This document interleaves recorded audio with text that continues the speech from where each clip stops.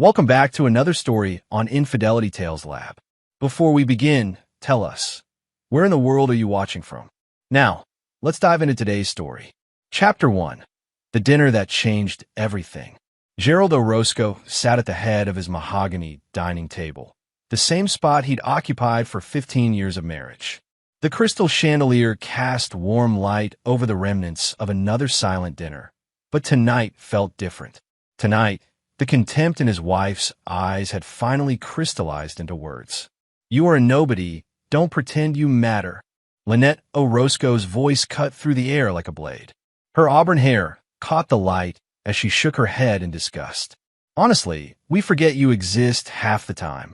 Their 18-year-old daughter, Emily, looked up from her phone, her green eyes, so much like her mother's, filled with casual cruelty. "She's right, Dad. You're just there, like furniture." Gerald's weathered hands, scarred from his years as a Marine before transitioning to private security consulting, remained steady as he reached for his wine glass. At 45, he'd built a successful business protecting corporate executives and high-net-worth individuals. His analytical mind, honed by military strategy and psychological profiling, had made him wealthy enough to afford this sprawling suburban mansion. Yet somehow, he'd become invisible in his own home. The irony wasn't lost on him.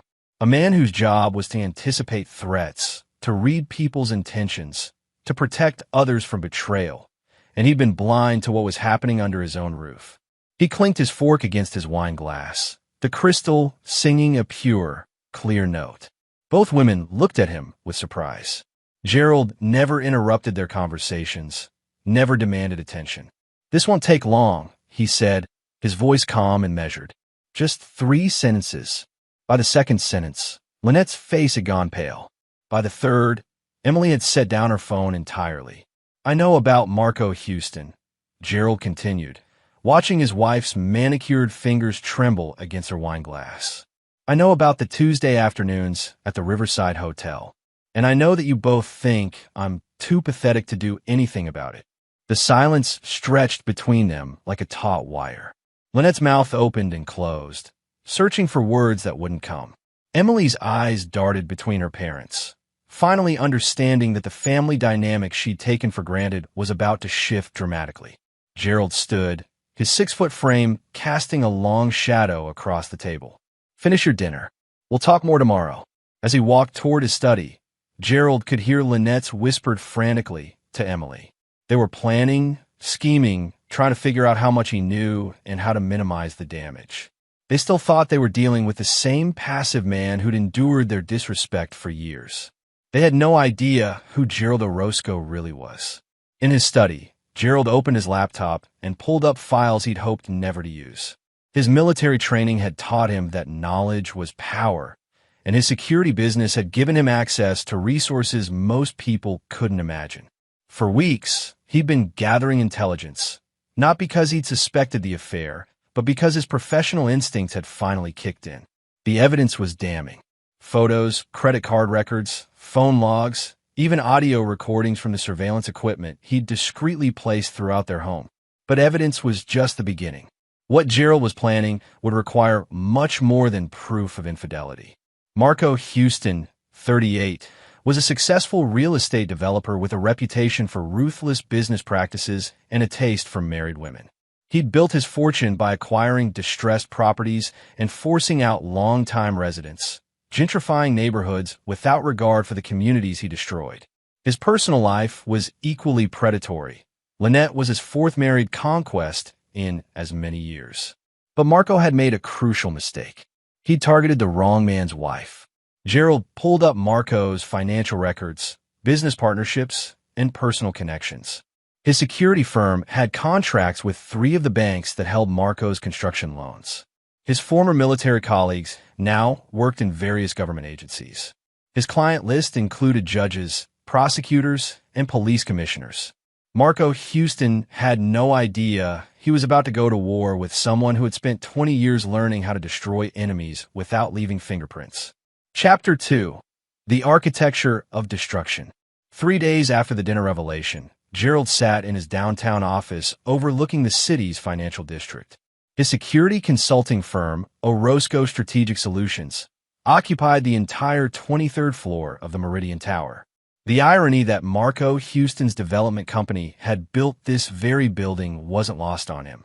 His assistant, Angela Ingram, knocked on his door. At 52, Angela had worked with Gerald since he'd started the company 8 years ago. She was former FBI, brilliant, and absolutely loyal. More importantly, she shared Gerald's belief that betrayal should never go unpunished. "The background checks you requested are complete," she said, setting a thick folder on his desk. "Marco Houston is even worse than we thought." Gerald opened the file. Inside were detailed reports on Marco's business practices, his relationships, and most importantly, his vulnerabilities. The man was leveraged to the hilt, having borrowed heavily for his latest development project, a luxury condominium complex that was already behind schedule and over budget. "What about my wife's activities?" Gerald asked. Angela's expression hardened. "Lynette has been quite busy. The affair with Marco started 6 months ago, but there's more. She's been systematically moving money from your joint accounts into a private account. Small amounts, but it adds up to nearly $80,000. Gerald nodded. He'd expected as much. Lynette had always been calculating, but desperation made people sloppy. "And Emily, your daughter has been keeping some interesting company. Wendell Frederick, Marco's business partner, has been taking her to expensive restaurants and buying her gifts. She thinks it's because she's special, but Marco is using her to get closer to our family," Gerald finished. "Or possibly to gather information about my business." The betrayal ran deeper than he'd imagined. Not only had his wife been cheating, but his daughter had been manipulated into becoming an unwitting spy. The rage that had been building inside Gerald crystallized into something cold and sharp. "I want you to initiate Operation Demolition," Gerald said, using the code name they developed for their most comprehensive investigative protocols. Full-spectrum intelligence gathering on both targets. Financial records, personal communications, business dealings, everything. Angela smiled grimly. "It'll be my pleasure. What about the family situation?" "I'll handle that personally. Lynette and Emily still think they're dealing with the same man who's been rolling over for years. They're about to learn otherwise." That evening, Gerald returned home to find Lynette waiting in the living room, dressed in the black cocktail dress he'd bought her for their anniversary. Her strategy was obvious: seduce him into forgiveness and compliance. She'd used the same approach whenever she'd been caught in smaller lies over the years. "Gerald, darling," she began, her voice honey-sweet. "I think we need to talk about what you said the other night." "You're right," Gerald replied, settling into his leather armchair. "We do need to talk. First, about the $80,000 you've stolen from our accounts." Lynette's carefully composed expression flickered. "I don't know what you—" "Second," Gerald continued, "about Emily's relationship with Wendell Frederick. Did you know he's been reporting back to Marco about our conversations? About my work schedule? About when I'm traveling?" The color drained from Lynette's face. "You're being paranoid. Emily is just—" "Third," Gerald's voice dropped to a whisper that somehow seemed more threatening than shouting. "About the fact that you and your daughter have been treating me like a fool for months, possibly years, while planning to take half my assets in what you assumed would be an easy divorce." Lynette stood abruptly, her mask finally slipping. "You can't prove any of that. And even if you could, what are you going to do about it? You're not exactly the confrontational type, Gerald." Gerald smiled, and something in his expression made Lynette take a step backward. "You're absolutely right. I'm not confrontational. I'm something much worse. I'm patient. I'm thorough. And I never, ever forgive." As Lynette fled upstairs, Gerald poured himself a scotch and began making phone calls. By morning, the first phase of his plan would be in motion. Marco Houston's construction loans were about to be called in for routine audit. The City Planning Commission was going to discover some irregularities in the permits for his luxury condo project. And the IRS was about to receive an anonymous tip about some very interesting offshore accounts. But that was just the beginning. Gerald wasn't just planning to destroy Marco's business. He was going to dismantle his entire life, piece by piece, until the man understood exactly what it meant to cross the wrong person. Chapter 3. The Web Titans. 2 weeks later, Marco Houston sat in his glass-walled office, staring at a stack of legal documents that had arrived that morning. His hands shook as he reached for his phone to call his lawyer. "Jimmy, it's Marco. Tell me you have good news about these audit notices." Jimmy Perkins, Marco's attorney for the past 5 years, sounded exhausted. "I wish I did. The bank consortium is demanding full financial disclosure on all your current projects. The city has red-tagged your Riverside development pending a complete permit review, and the EPA wants to inspect your Northside property for potential environmental violations." "That's impossible," Marco said, though his voice lacked conviction. "Everything was cleared through proper channels." "Marco, when was the last time you checked your offshore accounts?" The question hit Marco like a physical blow. "What do you mean? The Cayman account? It's been frozen pending an IRS investigation. Someone provided them with detailed records of every transaction for the past 3 years." Marco's phone slipped from his hand. The offshore account contained nearly $2 million, money he'd need to cover his construction loans if the bank called him in. Without it, his entire business empire would collapse like a house of cards. His intercom buzzed. "Mr. Houston, your 2 o'clock appointment is here." Marco had forgotten about the meeting. He'd scheduled it weeks ago with a potential investor who'd expressed interest in his luxury development project. Right now, he needed every cent he could raise. The investor turned out to be a distinguished man in his mid-40s, impeccably dressed and carrying himself with quiet confidence. He introduced himself as Gerald Orozco, president of Orozco Strategic Solutions.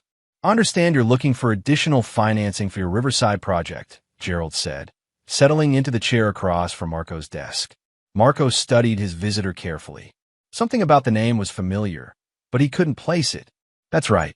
Though I should mention we've hit a few minor snags with permits. Nothing that can't be resolved, I'm sure," Gerald replied smoothly.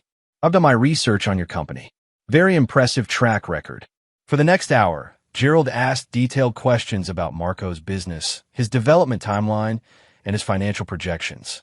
To Marco, it seemed like a standard investor meeting, but Gerald was actually cataloging every vulnerability, every pressure point he could exploit. "I'm prepared to offer you a bridge loan of $5 million, Gerald finally said. Marco's eyes widened. It was exactly the amount he needed to weather the current crisis. That's very generous. What are your terms?" "Standard rates, but I do require comprehensive collateral. Your Riverside property, your Northside holdings, and your personal guarantee backed by your primary residence." It was aggressive, but Marco was desperate. "I'll need to review this with my attorney." "Of course. Take your time." Gerald stood and shook Marco's hand. "Oh, one more thing. I'll need character references. Professional and personal. I can provide business references easily enough. I was thinking more along the lines of personal relationships. People who can vouch for your integrity. Your girlfriend, perhaps." Marco's blood turned to ice. "I'm sorry, Lynette Orozco. She is your girlfriend, isn't she?" The silence in the room was deafening. Marco's face went through a series of expressions: confusion, recognition, and finally, pure terror. "You're Lynette's husband?" "Yes." Gerald's voice remained conversational, almost friendly. "And Emily's father. You remember Emily, don't you? Sweet girl. My daughter." Marco's hands were visibly shaking now. "Look, Mr. Orozco, I can explain." "No need. I understand completely. You saw an opportunity, and you took it. A bored housewife, a successful businessman who might have useful connections, a teenage daughter who could provide inside information. It's actually quite clever." Gerald walked to the window and looked out at the city skyline. "The problem is, you made one critical error in your planning." "What's that?" Gerald turned back to Marco, and his smile was the most terrifying thing Marco had ever seen. "You assumed I was weak." Marco reached for his phone, but Gerald raised a hand. "Before you call security, you should know that I own the company that provides security for this building. I also hold the primary note on the building itself through one of my investment partnerships. And as of this morning, I own 60% of your construction loans." The reality of his situation crashed down on Marco like an avalanche. "What do you want?" "Justice," Gerald replied simply. You destroyed my family. Now I'm going to destroy everything you've ever built. Your business, your reputation, your relationships, your future. All of it. You can't do this. It's illegal. Gerald laughed, a sound completely devoid of humor. Everything I'm doing is perfectly legal. I'm simply a concerned investor protecting my interests. The fact that you'll be ruined in the process is just serendipity. As Gerald walked toward the door, Marco called after him desperately. What about Lynette? What about Emily? Gerald paused without turning around. What about them? They made their choices. They chose to betray me, to humiliate me, to treat me like I was nothing. Now, they get to live with the consequences. But they're your No, Gerald said quietly. Family doesn't betray family. Family doesn't steal from family. Family doesn't bring strangers into your home to destroy you from the inside. He finally turned back to Marco. They stopped being my family the moment they chose you over me. After Gerald left, Marco sat alone in his office as the weight of his situation settled over him. He was trapped in a web he hadn't even seen being woven around him. Every avenue of escape had been quietly closed off by a man he dismissed as a passive victim. For the first time in his adult life, Marco Houston understood what it meant to be hunted by someone more intelligent, more ruthless, and far more patient than himself. Chapter 4. The First Domino Falls. Within 48 hours of Gerald's visit to Marco's office, the real estate developer's world began to collapse in earnest. Gerald sat in his study at home, monitoring the destruction from multiple computer screens that tracked financial markets, legal filings, and news reports in real time. The first domino fell when Meridian Bank, the primary lender for Marco's Riverside project, officially called in his construction loan. The bank's decision was influenced by a routine audit that had mysteriously uncovered irregularities in the project's environmental impact assessments, irregularities that Gerald had carefully planted through his connections in the city planning office. Gerald's phone rang. It was Angela Ingram. Phase 1 is complete, she reported. Marco's scrambling to find alternative financing, but every major lender in the region has been quietly advised about his risk profile. His credit rating just dropped 60 points. What about his personal situation?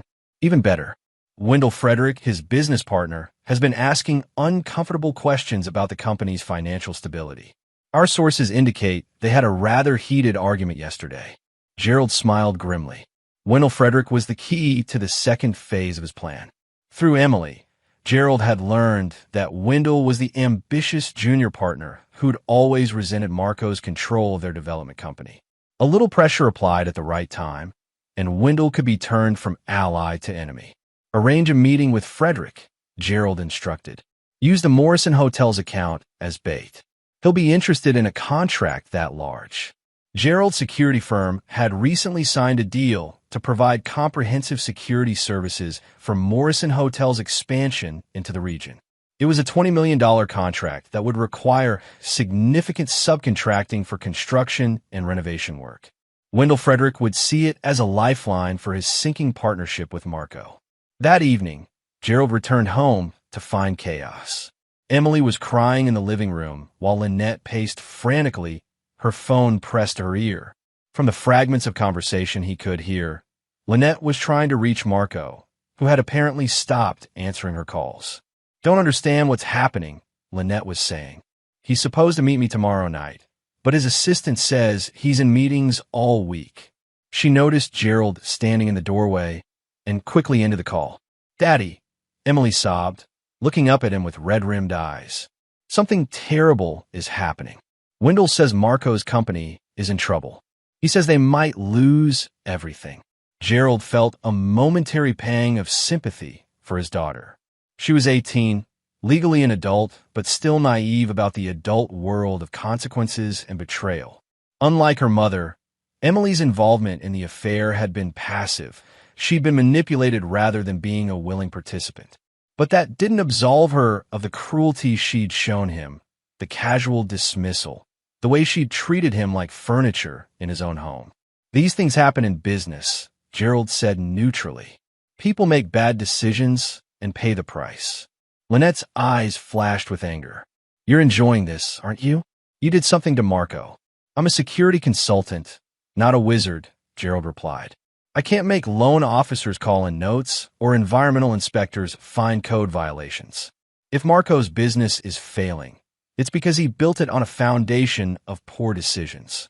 The truth was that Gerald had done exactly those things, but his methods were untraceable.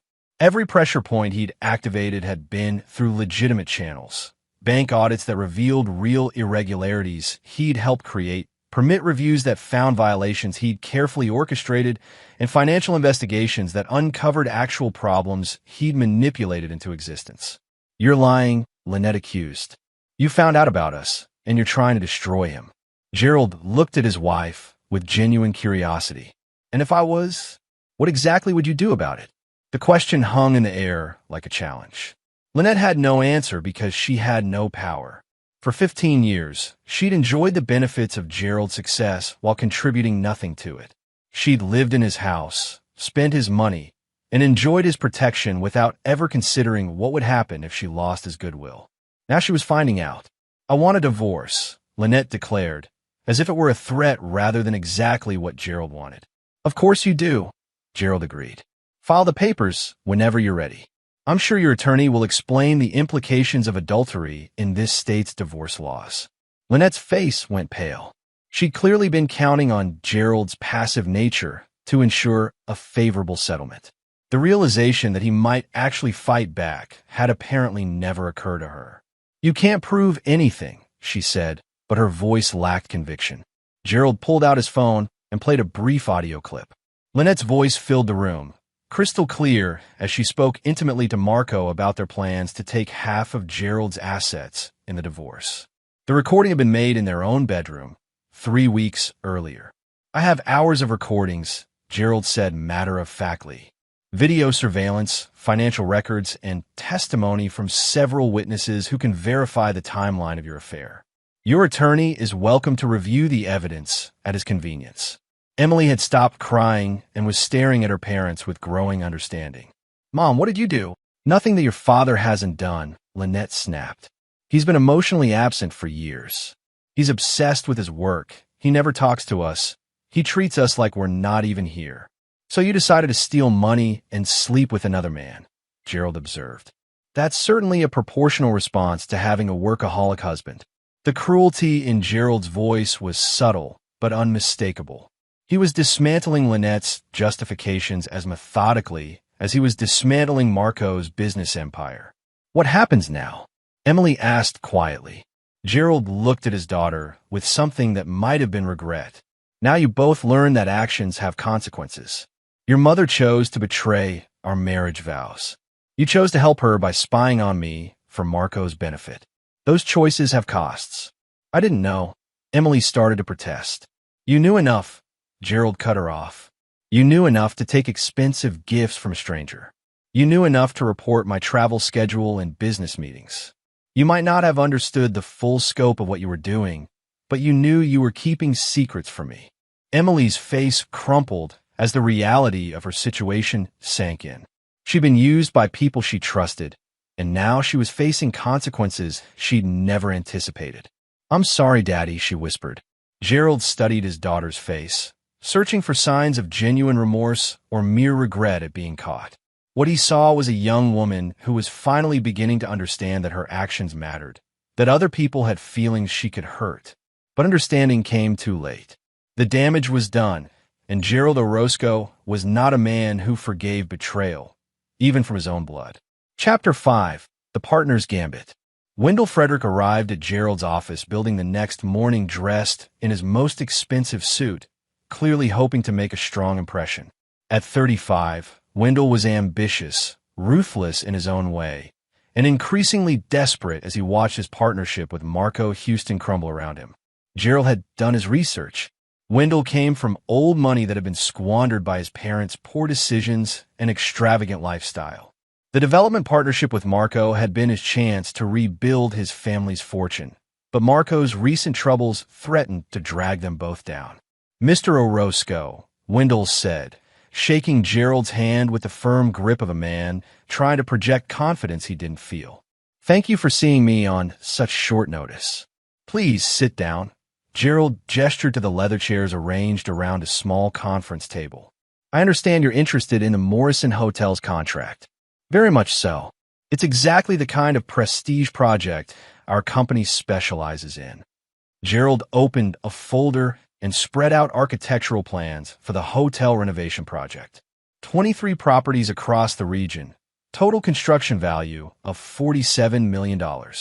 The security consultation alone is worth $6 million to my firm. Wendell's eyes widened as he studied the scope of the project.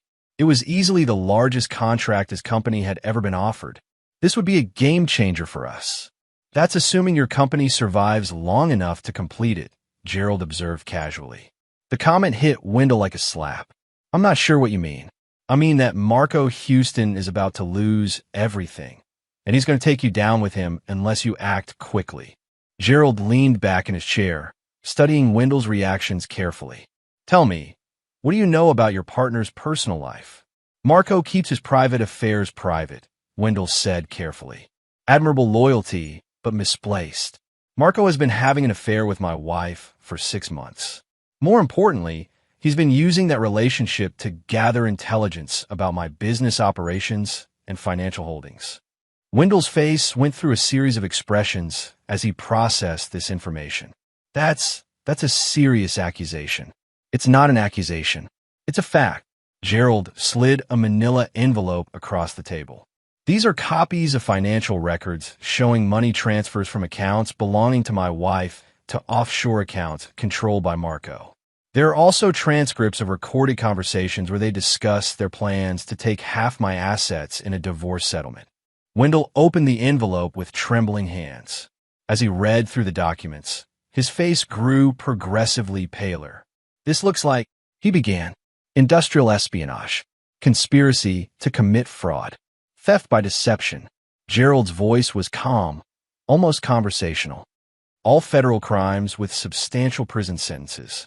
But I had nothing to do with this, Wendell protested. I never knew. Of course you didn't.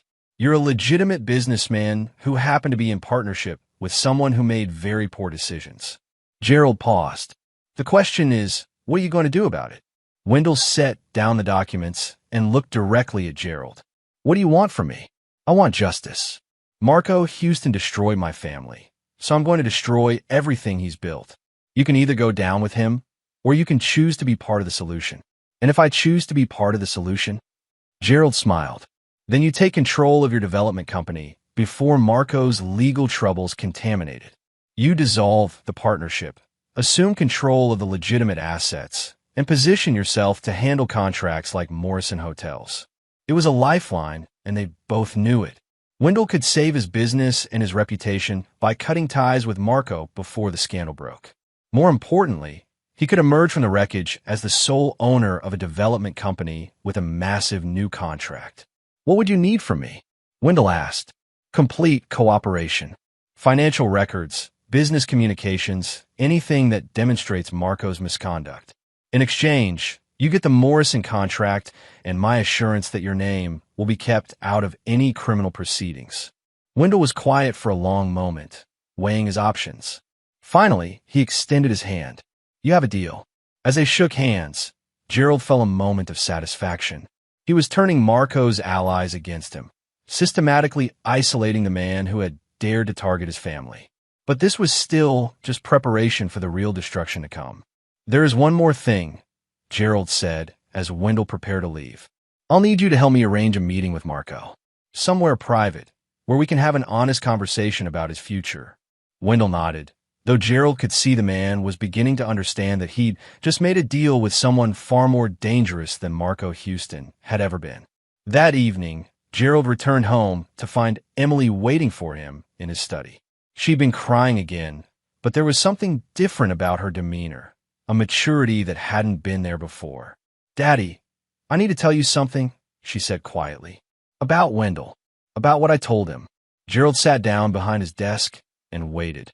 I gave him copies of your calendar, your travel schedule, your meeting notes, even some of your client files. Emily's voice was barely above a whisper. I thought I don't know what I thought. Wendell said Marco was interested in doing business with you, that it would be good for everyone. It was worse than Gerald had suspected.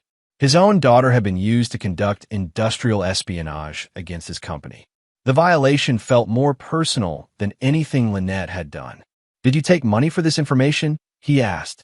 "No, just gifts. Expensive dinners, jewelry, a designer purse." Emily's hands were shaking. "I know how that sounds now, but at the time it felt like someone finally thought I was worth something." The admission revealed the deeper problem in their family. Emily had been desperate for attention and validation, vulnerable to manipulation because she felt ignored and undervalued at home. Gerald realized that his own emotional distance had created the opening that Marco and Wendell had exploited. But understanding the cause didn't absolve anyone of the consequences. "What you did was illegal," Gerald said quietly. "Corporate espionage, theft of trade secrets. If I wanted to press charges, you could face federal prosecution." Emily's face went white. "Daddy, please. I'm not going to press charges. You're my daughter, and despite everything, I love you." "But Emily, what you did has consequences that go beyond our family. My clients trusted me to protect their information, and you gave it to people who could have used it to harm them." "I'm sorry," Emily sobbed. "I'm so sorry. I didn't understand." "Sorry doesn't undo the damage," Gerald replied. "But it's a start." He stood and walked around the desk to where Emily sat crying.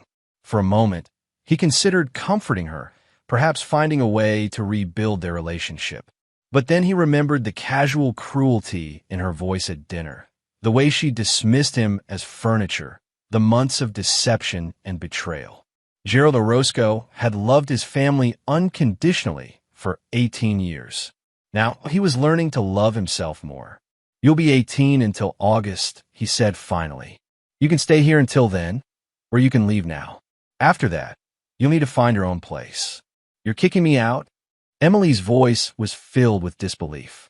"I'm in your childhood," Gerald corrected. "You made adult choices. Now you get to live with adult consequences." As he left Emily crying in his study, Gerald felt something he hadn't experienced in years: complete clarity about his priorities. His family had betrayed him, used him, and discarded him. Now it was time for them to learn what life was like without his protection and support. The game was far from over, but Gerald was no longer playing defense. Chapter 6: The Trap Closes. Marco Houston stood in the abandoned warehouse on the outskirts of the industrial district, feeling like a man walking to his own execution.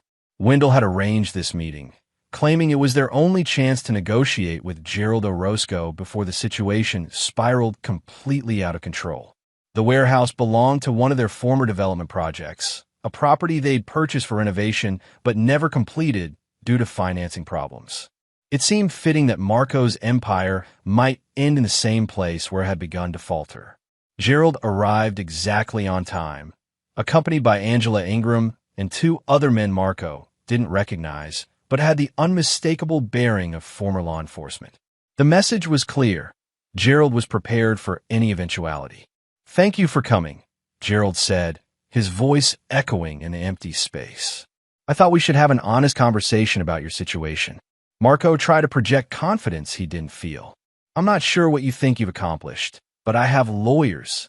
Your lawyers are currently explaining to federal investigators why your offshore accounts receive payments from my wife's personal checking account," Gerald interrupted. "They're also trying to determine whether the industrial espionage charges will be filed in state or federal court." The mention of espionage made Marco's blood run cold. "I don't know what you're talking about." Gerald nodded to Angela, who opened a briefcase and removed a stack of documents. "These are copies of my company's client files. Confidential security assessments, travel schedules for protected individuals, even architectural plans for facilities we're securing. All of this information was found on your personal computer." Marco's mind raced. He'd never seen those documents before in his life. "That's impossible. I never." "Emily Orozco provided you with this information over a period of 6 months, Gerald continued. "My daughter, whom you manipulated through your business partner, gave you access to classified information that could have been used to harm my clients." The trap was beginning to close around Marco, and he finally understood the scope of Gerald's plan. This wasn't just about the affair or the money. Gerald was constructing a federal case for espionage and conspiracy. You planted that evidence, Marco accused. Did I? Or did you simply underestimate how thoroughly I document everything in my business? Gerald's smile was razor sharp. The beauty of the situation is that it doesn't matter. The evidence exists, it's on your computer, and federal prosecutors tend to take industrial espionage very seriously. Wendell stepped forward, his face pale, but determined. Marco, there's something else you need to know. I've dissolved our partnership and transferred all company assets to a new entity. You're no longer an owner or officer of Fredder Development Group. The betrayal hit Marco like a physical blow. His own partner had sold him out to save himself. You bastard. We built this company together. We built it, and you destroyed it, Wendell replied. I'm not going to prison because you couldn't keep your pants on. Gerald watched the exchange with satisfaction. Turning allies against each other was a classic strategy, and Marco's isolation was now complete. No business partners, no financial resources, and soon, no freedom. What do you want? Marco asked, finally accepting the reality of his situation. I want you to understand what you've done, Gerald replied. You didn't just have an affair with my wife. You systematically attacked my family, my business, and my reputation. You used my own daughter against me. You stole my money and my confidential information. You turned my home into a battlefield. Gerald began walking slowly around Marco, like a predator circling wounded prey. Do you know what I do for a living, Marco? I protect people from threats. I identify vulnerabilities and eliminate them before they can cause damage. That's exactly what I'm doing now. The FBI will see through this, Marco said desperately. They'll know you set me up. Will they? Let's see. A real estate developer with a history of aggressive business practices gains access to classified security information through an affair with the wife of a security consultant. He uses that information to target the consultant's clients and potentially compromise their safety. When discovered, he attempts to claim he was framed by the very man he was trying to destroy. Gerald paused his circling to look directly at Marco. Which version sounds more believable to you? The warehouse fell silent except for the sound of Marco's labored breathing. He was trapped in a narrative of Gerald's creation, and every attempt to escape would only make him look more guilty. There is one alternative, Gerald said finally. What? You disappear? Tonight. Leave the country, never contact my wife or daughter again, and never return. In exchange, I'll make sure the federal investigation loses momentum. It was an offer of exile rather than prison, but Marco could see the trap within the trap. And if I refuse? Then tomorrow morning, the FBI receives a complete dossier on your activities, including evidence of additional crimes I haven't mentioned yet. Industrial espionage, money laundering, tax evasion, and conspiracy to defraud. You'll spend the next 20 years in federal prison. Marco looked at Wendell, hoping for some sign of support or alternative, but his former partner was staring at the floor. The man who had once been his closest ally was now actively helping to destroy him. How do I know you'll keep your word? Marco asked. You don't, Gerald replied simply. But you know with absolute certainty what happens if you stay. The choice wasn't really a choice at all. Marco could flee the country and hope Gerald honored their agreement, or he could stay and face certain prosecution. Neither option offered him any real future, but one at least offered him freedom. I'll need time to arrange. You have 6 hours, Gerald cut him off. There's a private jet waiting at the municipal airport. It will take you to a non-extradition country where you can start over with whatever assets you've managed to hide offshore. As Marco stumbled toward the warehouse exit, broken and defeated, Gerald felt a moment of genuine satisfaction. The man who had dared to attack his family was being systematically erased from existence. His business destroyed, his reputation ruined, his freedom forfeit. But the game wasn't over yet. Marco had been the weapon, but Lynette had been the one who chose to use it. And Emily had been the one who loaded it with ammunition. It still had prices to pay. Chapter 7. The Exile's Price. 6 hours later, Marco Houston sat in the cabin of a private jet flying toward a destination he couldn't even pronounce. Gerald had been true to his word. The plane was waiting, fueled, and ready, with a pilot who asked no questions and requested no identification beyond a passport that had been waiting for Marco in an envelope on his seat. But as the lights of his former life disappeared below the clouds, Marco began to understand the true genius of Gerald's revenge. He wasn't just being exiled, he was being erased. His business was gone, his assets frozen or transferred, his reputation destroyed. Even if he somehow managed to return to the United States, there would be nothing left for him. Meanwhile, Gerald stood in his study, watching news reports of Marco's mysterious disappearance on his computer screens. The story was already spreading through the real estate community. Successful developer vanishes overnight, leaving behind a company in ruins and a trail of suspicious financial transactions. Angela Ingram knocked on his door. The FBI called off their investigation, she reported. With the primary suspect fled, they're treating it as a closed case. They did ask if we wanted to pursue civil damages. No need, Gerald replied. Justice has been served. But even as he said it, Gerald knew the statement wasn't quite true. Marco had been neutralized, but the betrayal of his family remained unresolved. Exile was too easy an escape for the people who had lived in his house, taken his money, and stabbed him in the back while he slept beside them. Lynette chose that moment to burst into his study without knocking, her face flushed with rage and desperation. What did you do to Marco? He's gone, vanished, and his company says he's no longer employed there.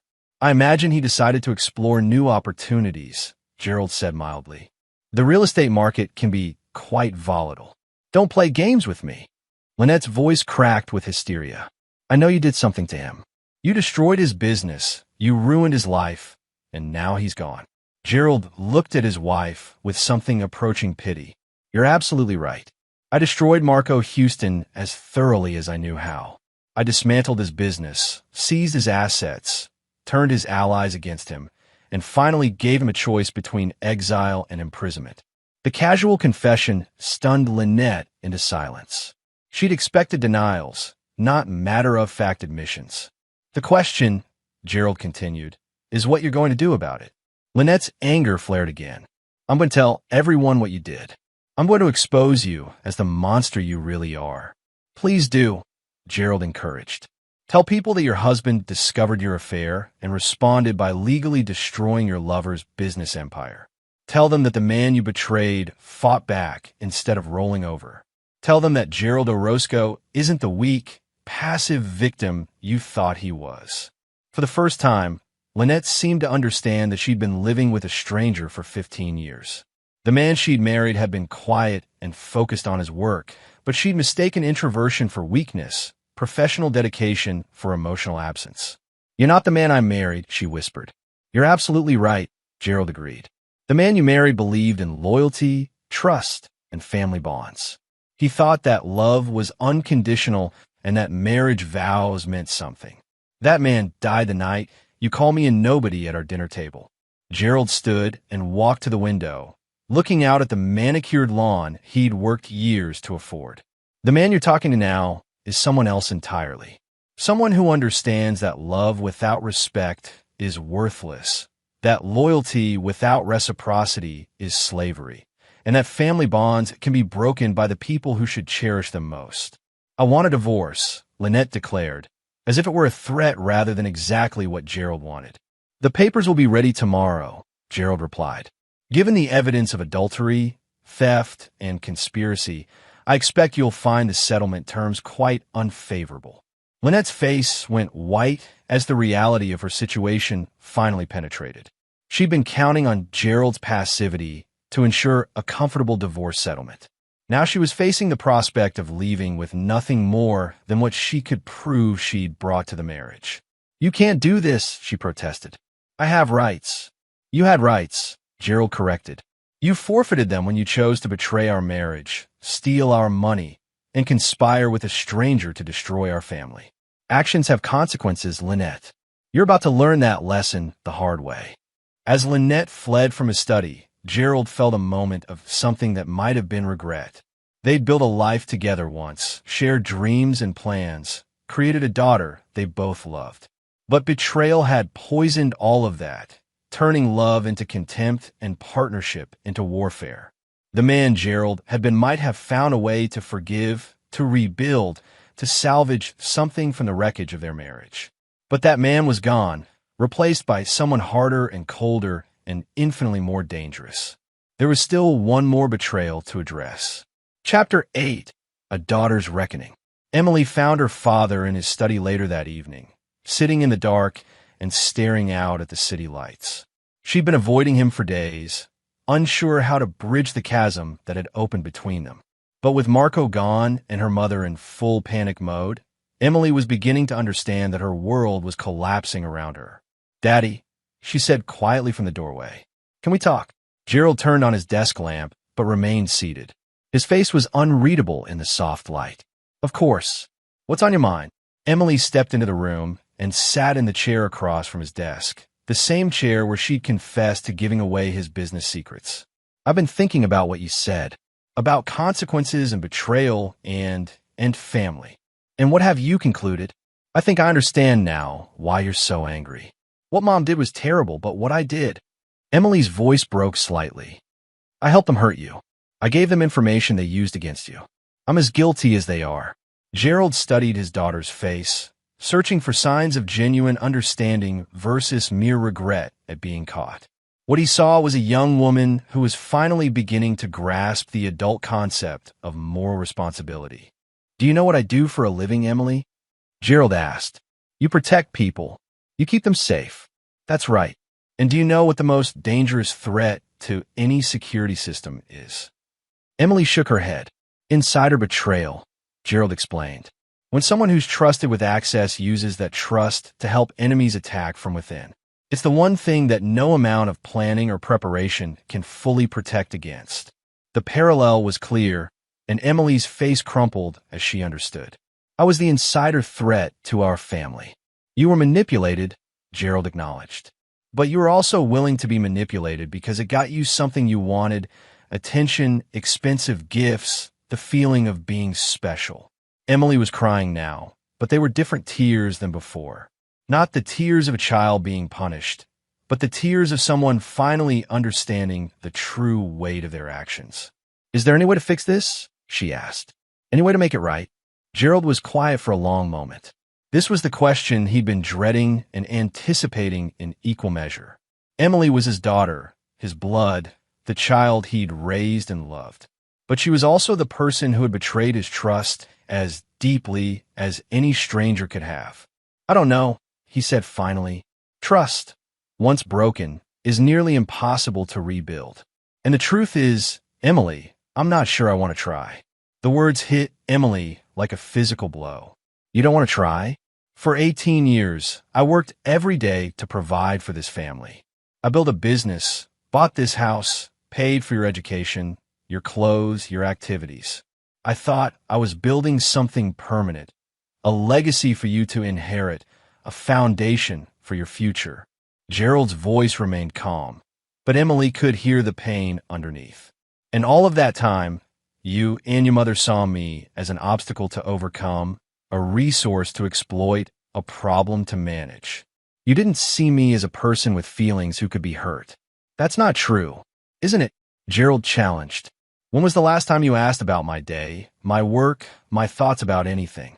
When was the last time you showed any interest in my life beyond what it could provide for yours?" Emily opened her mouth to respond, then closed it again. She couldn't remember a single time in recent years when she treated her father as anything more than a source of money and transportation. "I was a child," she said weakly. "You were a child when you were 8, and you threw tantrums when you didn't get your way. You're 18 now. You're old enough to vote, to serve in the military, to get married.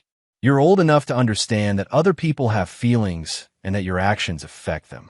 Gerald stood and walked around his desk to where Emily sat. For a moment, she thought he might comfort her, might find some path toward reconciliation. Instead, he handed her a manila envelope. "What is this?" she asked. "Your mother and I are divorcing. These are the papers explaining your options." Emily opened the envelope with trembling hands. Inside were legal documents outlining custody arrangements, child support calculations, and visitation schedules. "I don't understand," she said, scanning the complex legal language. "You're 18. So legal custody is an issue. But you're still in high school, so there are questions about support and where you'll live. Gerald's voice was businesslike now, devoid of emotional inflection. Your mother will receive minimal spousal support given her adultery and theft. She'll need to find a job and a place to live. Emily's face went pale as she understood the implications. You're cutting us off. I'm into my financial responsibility for people who have shown me nothing but contempt and betrayal. Your mother can support herself, and you can learn to do the same. But what about college? What about my future? What about it? You're an adult now. Your future is your responsibility. The cruelty in Gerald's words was devastating because it was delivered so matter-of-factly. He wasn't shouting or expressing anger. He was simply explaining the new reality with the same calm professionalism he might use to explain security protocols to a client. "Daddy, please," Emily begged. "I know I made mistakes, but I'm your daughter. I'm your family." Gerald looked at her for a long moment, and Emily thought she saw a flicker of the father she remembered from her childhood. But when he spoke, his voice was still cold. Family is built on love, trust, and mutual respect. When those things are gone, what's left is just people who happen to share DNA. He walked back to his desk and sat down. You and your mother made your choices. Now you get to live with them. Emily sat in stunned silence, finally understanding that her father, the man she'd dismissed as weak and irrelevant, was the strongest person she'd ever known. Strong enough to walk away from the people he loved when they proved unworthy of that love. "Is there anything I can do?" she whispered. "Any way to prove that I've learned from this?" Gerald considered the question seriously. "Yes, you can learn to take care of yourself. You can build a life based on your own merit rather than what other people provide for you. You can understand that love is something you earn through your actions, not something you're entitled to because of your birth. And if I do those things, then maybe someday we can have a conversation about rebuilding something between us. But Emily, it would have to be something entirely new. The relationship we had before is dead, killed by the choices you and your mother made." As Emily left his study, Gerald felt the final piece of his old life falling away. He'd lost his wife to betrayal, exiled his enemy to permanent exile, and now severed ties with the daughter who had helped destroy his trust. It should have felt like defeat, but instead, Gerald felt something he hadn't experienced in years: complete freedom. Chapter 9. The New Foundation. 6 months later, Gerald stood in the same study where his old life had been dismantled, but everything was different now. The divorce had been finalized with extreme prejudice. Lynette received minimal spousal support for 2 years and none of the assets she'd counted on taking. Emily had moved in with her mother to a small apartment across town, both of them working service jobs to make ends meet. Gerald's security consulting business had flourished in the aftermath of the Marco Houston affair. Word had spread through the corporate community about his decisive handling of a threat to his operation, and clients appreciated working with someone who could protect their interests with such ruthless efficiency. Angela Ingram knocked on his door. "The Henderson Industries contract came through," she announced. "They want us to handle security for their entire Pacific Northwest expansion." It was a $40 million deal, the largest in the company's history. Gerald nodded with satisfaction. Success, it turned out, was the best revenge of all. "Any word from our former friends?" Marco Houston was spotted in Montenegro last month, apparently working as a tour guide for American tourists. "Lynette tried to contact you through the office twice this week, but I told her you weren't available." Gerald wasn't surprised by either development. Marco was probably running low on the money he'd managed to hide offshore, reduced to menial work in a country where his business acumen meant nothing. Lynette was likely discovering that the skills required to be a wealthy man's wife didn't translate to success in the working world. "What about Emily?" Angela's expression softened slightly. "She's enrolled in community college, working part-time at a bookstore to pay tuition. Her grades are apparently excellent." This information interested Gerald more than he cared to admit. Emily was learning the lessons he'd tried to teach her: the value of hard work, the importance of self-reliance, the cost of betrayal. Whether those lessons would lead to genuine change remained to be seen. His intercom buzzed. Mr. Orozco? There's someone here to see you. She says she's your daughter. Gerald felt a moment of surprise. Emily had tried to contact him several times over the past 6 months, but he'd refused all communication.